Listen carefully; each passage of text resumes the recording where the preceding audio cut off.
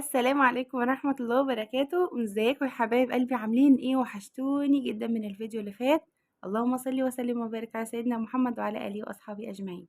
شايفين بقى الطواجن والحاجات الحلوة دي؟ الغاليين عليا جولي النهاردة، وانتوا عارفين ان النهاردة موسم وجايين بقى انهم يملوا عليا البيت كده ويعيدوا عليا عشان الموسم. كل سنة وانتوا طيبين. فطبعا لازم احضر لهم المعمر والمشمر.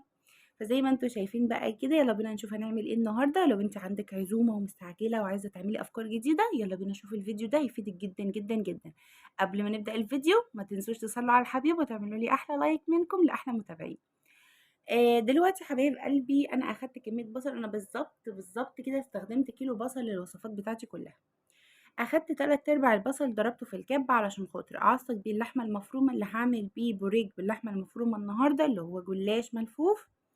وكمان هعمل كباب حلة، فراخ كباب حلة تبقى حلوة جدا جدا جدا. والربع التاني هحطه على طاجن اللحمة بالخضار. يلا بينا نبدأ نعصج اللحمة. حطينا في حلة عندنا شوية من البصل المبشور، طبعا ضرباه في الكبة او متقطع خرط بسيطة يعني. وحطيت البهارات بتاعتي اللي هو ملح وفلفل وحبهان بودر وتوم بودر وكمان كزبرة ورشة جوز الطيب وملح.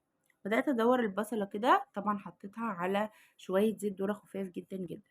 والحلة التانية اللي انتوا شايفينها ديت سخنتها جامد جدا على النار، وحطيت فيها معلقة من السمنة وشوية من زيت الذرة، ونزلت باللحمة. اللحمة اصلا عندي سمينة، فنزلت باللحمة عشان خاطر اديها صدمة كده. زي ما انتم شايفين لازم تكون على النار حامية جدا عشان خاطر ما تسرش المية بتاعتها. انا عايزاها تاخد لون الاول، بعد كده تستوي على هادئة خالص. بدأت كده زي ما انتم شايفين. انا حطيت البهارات بتاعتي واللي هقولها تاني: ملح، فلفل اسمر، توم باودر، بصل باودر، حبهان باودر، وكمان عندي رشة جوز الطيب. بدأت كده ادور اللحمه المفرومه بتاعتي. زي ما انتم شايفين حطيت بقى اللحمه المفرومه خلاص واديتها تقليبه، ودلوقتي اللحمه بدأت تاخد لون معايا، فبدأت ان انا اقلب. طبعا شغاله بايدين وبصور، سوري يعني لو التصوير مش قد كده. زي ما انتم شايفين كده حبايب قلبي، لغايه ما احس ان خلاص اللحمه عندي اخدت لون. هبدأ بقى احط عليها معلقة من صلصة الطماطم، وحطيت ربع كيلو من البصل او 3 بصلات كبار مقطعاها جوليان كده زي ما انتم شايفين. وبدأت كده ان انا ادورها. وادي اللحمة المفرومة جهزت وخلصت عندي اهو، عشان خاطر اطفي عليها النار وهركنها على جنب.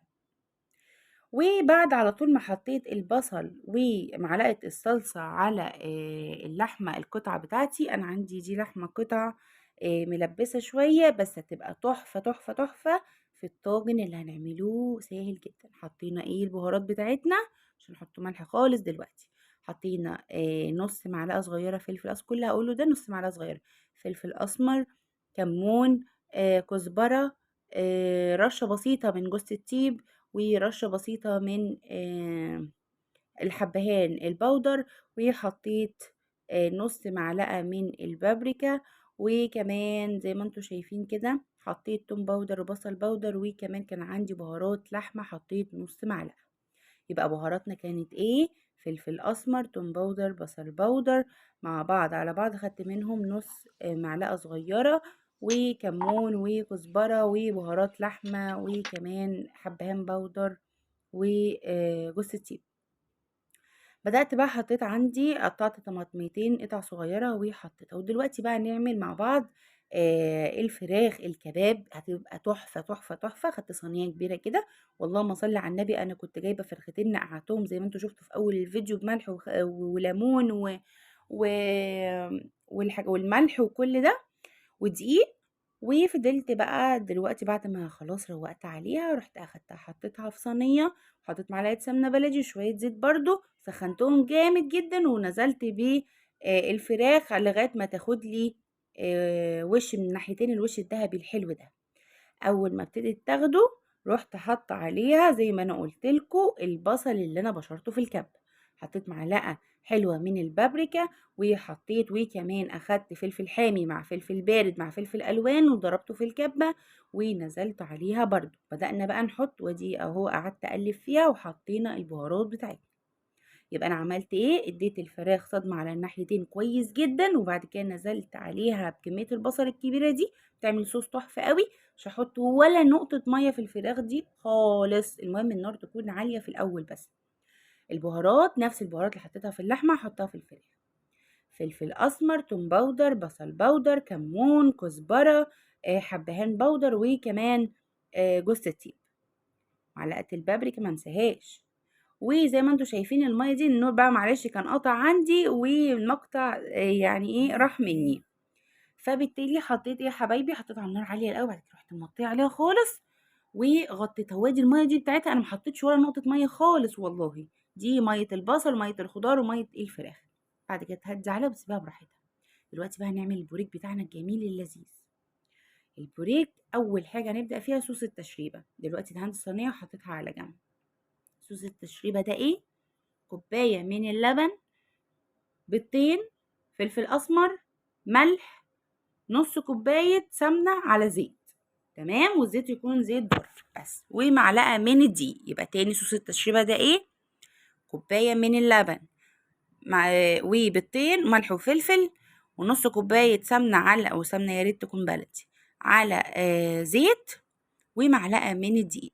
ضربتهم كويس قوي قوي قوي. ودلوقتي بعمل ايه؟ بفردهم على الجلاش بتاعي الخفيف. خدت كده بقى هعمل 4 ما بين كل رقة ورقة، لازم أدهن منه من صوص التشريبة كويس قوي. لازم كل ورقة تاخد من صوص التشريبة ده كويس جدا عشان تبقى مورقة معاكي كده وطعمها يطلع روعة. فبدهن كده زي ما انتم شايفين. ادي الورقة الرابعة خلاص، يعني ورقة وادهن، ورقة وادهن، ورقة وادهن لغاية ما اكملهم 4. وبعد كده بدأت كده احط عندي الحشوة بتاعتي اللي هي لحمة العصاج اللي انت عملتيها. عايزة تحطي بقى من جوه جبنة موتزاريلا، عايزة تحطي بقى اي انواع جبنة تانية، عايزة تحطي زيتون زي ما تحبي. بس انا ما بحبش يعني ايه العك الكتير في البوريك بالذات، لان دي وصفة تركي واحنا عايزينها زي ما هي، مش عايزين بقى ايه نغير فيها اي حاجة. بدأت كده الفها رول زي ما انتم شايفين، بقفلها من تحت ومن فوق من الجنبين، وبعد كده بروح لفاها رول اهو زي ما انتم شايفين. وادي الرول التاني اهو عملته وقفلته. وادي الصينية بتاعتي بعد ما خلصتها. تبدأي بقى تقطعي كده بالحجم اللي انت عايزاه او بحجم الصبع اللي انت عايزاه اهو زي ما انتم شايفين كده يا حبايب قلبي. عملتش كميه كبيره، انا كنت عامله طاجن رز بقى اللهم صل على النبي.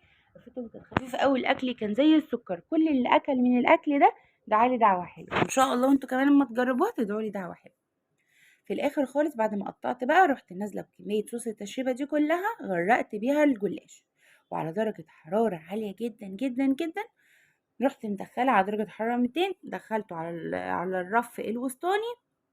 ودي شكله اهو زي ما انتم شايفين. الخضار بقى بعد ما استوى حطيت طبعا، ادي شكل البوريك واديته بقى وش من فوق تحفه تحفه تحفه. وادي شويه ملوخيه بقى، يا سلام يا سلام. طبعا الطاجن يا حبايبي، الجزء اللي كان مفقود في الفيديو، حطيت عليه الخضار اللي انت عايزاه، بطاطس بقى، طماطم، اسمه ايه ده، قصدي كوسه، اي حاجه، اي خضار انت عايزاه. واديته تقليبتين كده واللحمه زبدت معاه، رحت حطاها في الطاجن. وادي شكل الطاجن بسم الله ما شاء الله. دخلته الفرن وشغلت عليه الشوايه، وبسم الله ما شاء الله على الشكل والجمال والريحه واللي اكلوه. والفراخ بعد ما استوت اديتها برضو شويه في الفرن وفي الشوايه. وادي النتيجه بتاعتي بسم الله ما شاء الله. شويه رز معمر بقى ان شاء الله هعمل لكم فيديو بيه عشان خاطر الفيديو ما يطولش عليكم. يا رب اكون افدتكم في الفيديو. وادي الصواني الجميله بتاعتنا. بس بقى شايفين شكل الرز المعمر الجميل، وعاملينه كمان في الصينيه، يعني ملكيش حجه هتعمليه. وشوية بقى فراخ بسم الله ما شاء الله. وكمان الصوص من تحت جوسي قوي وجميل جدا جدا. الحمد لله يا رب ان هو ربنا بيض وشي. وكانت حتة عزومة بقى بسم الله ما شاء الله. شايفين بقى طري ازاي البوريك بسم الله ما شاء الله، جميل خالص. وادي الرز المعمر اهو، وش وجميل وتحفة ومفرفر وفي منتهى الجمال. وطاجن اللحمة ما تنسونوش بقى حبايب قلبي في لايك وشير وسبسكرايب. بحبكم جدا. استنوني الفيديو الجاي ان شاء الله، فيديو يعجبكم جدا جدا جدا. السلام عليكم.